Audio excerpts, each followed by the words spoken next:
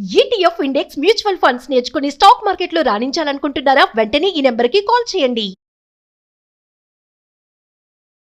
నమస్తే రమగారు. నమస్తే జయ. రమగారు, ఏదైనా ఒక చిన్న సిరీస్ స్టార్ట్ చేద్దామండి, ఒక 2-3 ఎపిసోడ్స్ వచ్చేలాగా. ఏం చెప్తారు? కొంచెం కొత్తగా చెప్తాం. ఓకే. ఎప్పుడో జయ చాలా రోజుల క్రితం ఒక ఇంగ్లీష్ సినిమా చూసా, ఫ్రీకీ ఫ్రైడే. ఫ్రీకీ ఫ్రైడే. ఎవరైనా ఇంట్రెస్ట్ ఉంటే చూడండి. ఈ ఫ్రీకీ ఫ్రైడేలో తల్లి పిల్ల, తల్లి ఇద్దరు పిల్లలు, ఆ అమ్మాయి తండ్రో మరి అతని భర్త తండ్రో వీళ్ళు నలుగురు కలిసి ఉంటారు. భర్త చనిపోతాడు. ఆ పిల్లకి తల్లికి క్షణం పడదు. పిల్ల భావాలు తల్లికి అర్థం కావు, తల్లి భావాలు పిల్ల అర్థం చేసుకోదు, సహజంగా కదా.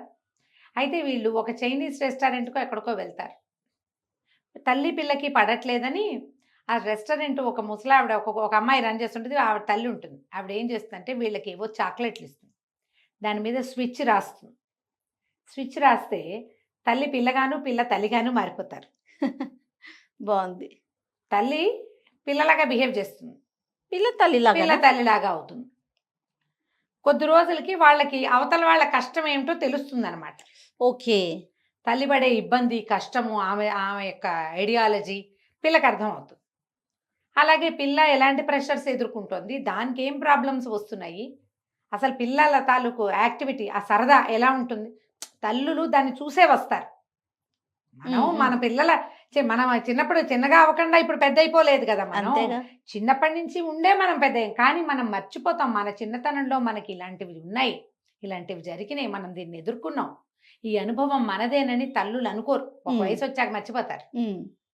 అవన్నీ తెలుస్తాయి. చివరికి తల్లికి రెండో పెళ్లి చేసుకుంటూ ఉంటుంది ఆవిడ. ఫారిన్ కంట్రీస్లో సహజమే కదా, ఇప్పుడు మన దగ్గర కూడా అవుతుంది.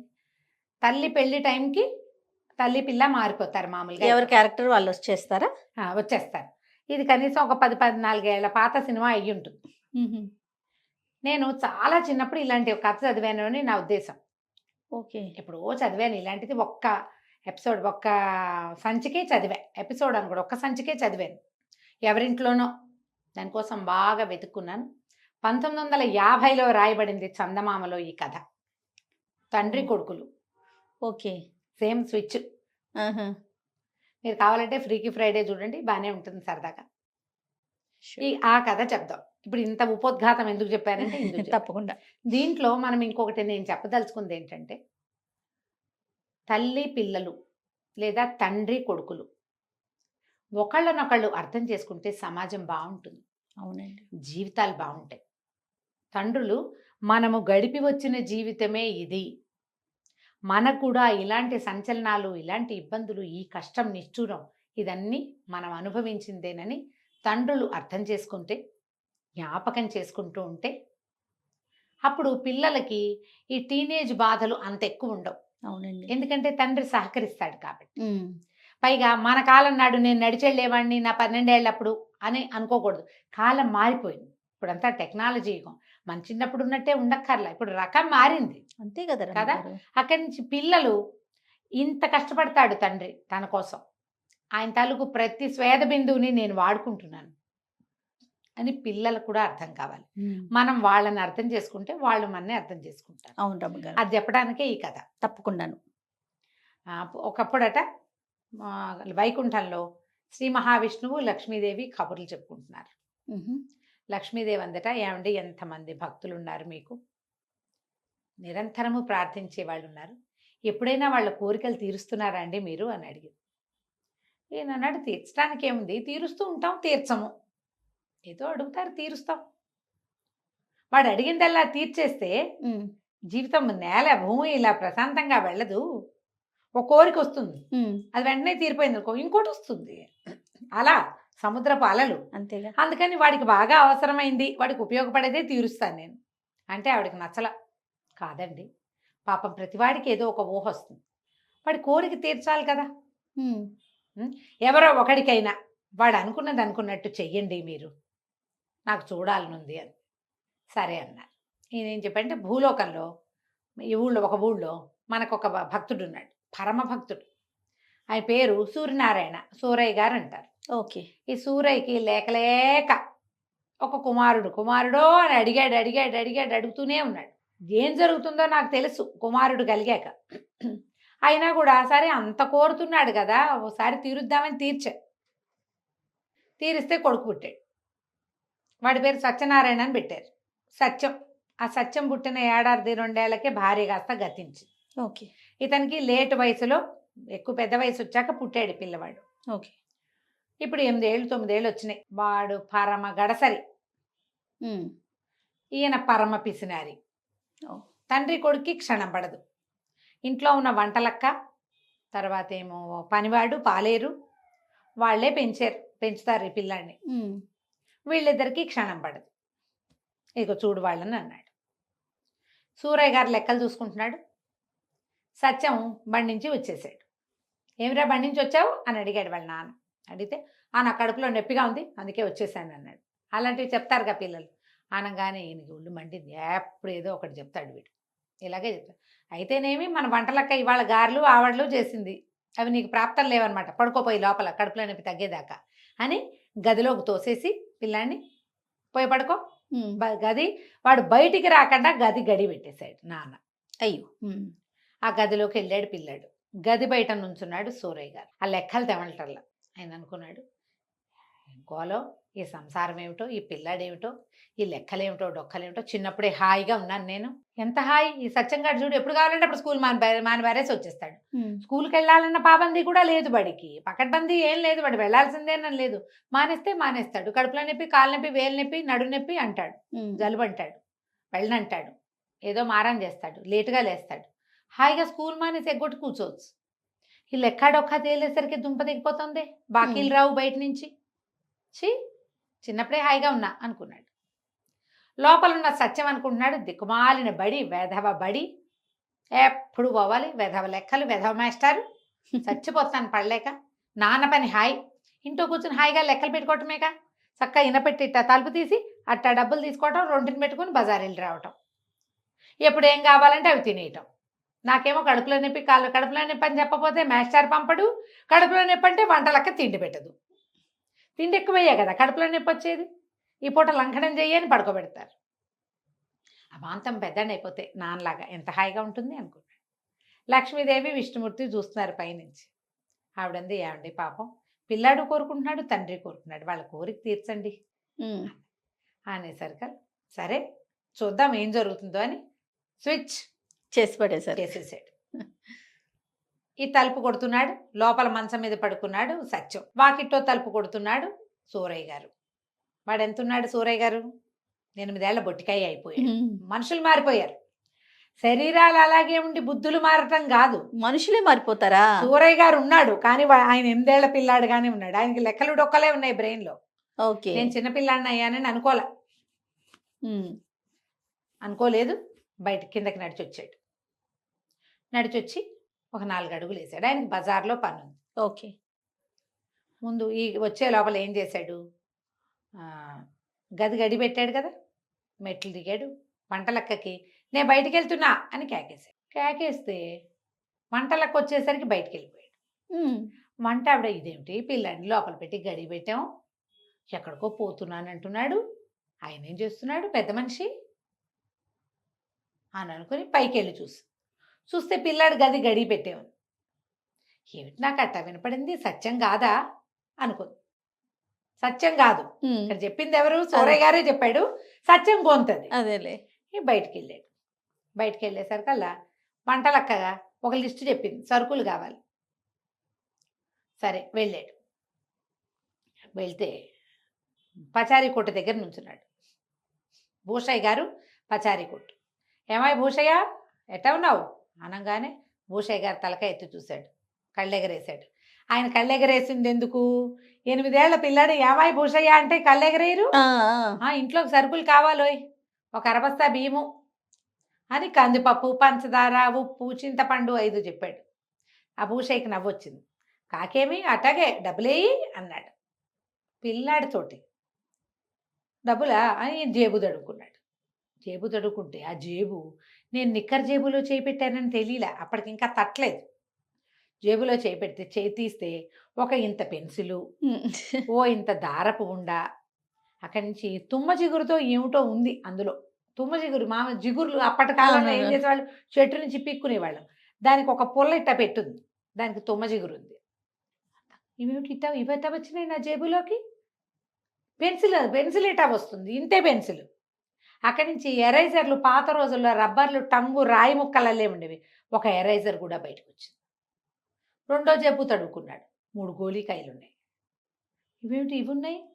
అర్థం కాలేదు. ఇప్పుడు సరుకులకి డబ్బు ఇవ్వమంటున్నాడు భూషయ్య. కొంటెగా చూస్తున్నాడు తనకేసి. ఏమిటి వీడు అదోలా చూస్తున్నాడు నాకేసి? రోడ్డు మీద నడవటం మొదలుపెట్టాడు. చచ్చేలా ఆకలిస్తుంది ఆయనకి. ఇదేంటి ఇంత ఆకలిస్తుంది? నేను గారెలు ఆవడలు తిన్నాను కదా, వంట చేసేసింది కదా ఆవిడే. మధ్యాహ్నం వంట అయిపోయింది, మధ్యాహ్నం భోజనం చేసి గారె ఆవిడ కూడా తిన్నాడు. ఓకే. పీకల మొయ్య తింటే నాకు చచ్చేలా ఆకలిస్తుంది ఏమిటి? చూస్తే బజార్ కనపడుతోంది, ఒక హోటల్ లాంటిది, మిఠాయి దుకాణం కనపడుతోంది, పూరీలు జిలేబీలు అవి కనపడుతున్నాయి. డబ్బులేవి మన దగ్గర ఏమున్నాయి? ఓ పెన్సిల్ ముక్క, ఒక రబ్బరు, ఇవి ఉన్నాయి. డబ్బులు లేవు. ఈ లోపల ఒక పిల్లాడు ఒకడు కనపడ్డాడు. వాడు ఇలా వచ్చి నెత్తి మీద టెబేల్మని కొట్టాడు ఒక దెబ్బ. ఏరో ఎగ్గొట్టేవే బడి అన్నాడు. అనగానే గొడ్డు మండిపోయింది. వెదవా వీడెవడో నన్ను నెత్తి మీద కొడతాడా? వాడు చూస్తే ఇంత కొంటె మొహం వేసుకుని 7-8 ఏళ్ల పొట్టికాయ. వీడు నన్ను కొట్టడం ఏమిటి? వీడు నన్ను ఎందుకు కొడుతున్నాడు? అర్థం కాలేదు. పళ్ళు రాలగొట్టేస్తాను, ఏంటి పిచ్చి వేషాలు ఇస్తున్నావా, ఏంటి చేయలేపుతున్నావు అని గట్టిగా అన్నాడు. అనగానే ఆ కుర్రాడు తెల్లబోయాడు. అవతలవాడు తెల్లబోయి, అబ్బా నీకు మాటలు వచ్చినాయిరా, పంతులతో చెప్తా ఉండు నీ సంగతి అన్నాడు. బడెగ్గొట్టి రోడ్ల మీద తిరుగుతున్నావు, కడుపులో నొప్పి అని చెప్పి ఇంటికి వచ్చేసి రోడ్ల మీద తిరుగుతున్నావా, నేను పంతులతో చెప్తా, పైగా నీకు ఇంత కొవ్వా, పళ్ళు నూరుతావుగా నన్ను చూసి అని వాడు వెళ్ళిపోయాడు. ఓకే. వాడి మాటలేమిటో వీడికి అర్థం కాలేదు. ఏమిటి నేను బడెగ్గొట్టడం ఏమిటి, ఏమంటున్నాడు వీడు?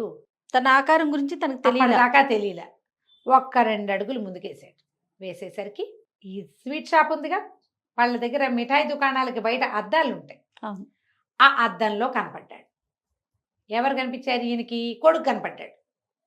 ఏమనుకున్నాడు, ఇదేమిటి సత్తిగాడు ఇక్కడికి వచ్చి నుంచున్నాడు, వంటలక్క మిఠాయిలు అవి పెట్టనందేమో, ఆవడ్లు గావర్లు, డబ్బులు పుచ్చుకుని కానీ వచ్చేసాడా వీడు, ఏమిట్రా అన్నాడు. అప్పుడు చూసుకున్నాడు, ఏమిట్రా అంటోంది, తనని తానే అనుకుంటున్నాడు.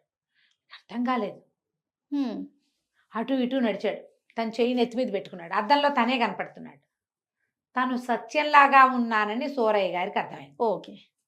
అందుక భూషయ్య ఎట్లా అన్నాడు, ఆ పిల్లాడు ఎవరో నా నెత్తి మీద టొపేరని లేవదీసినట్టు కొట్టాడు.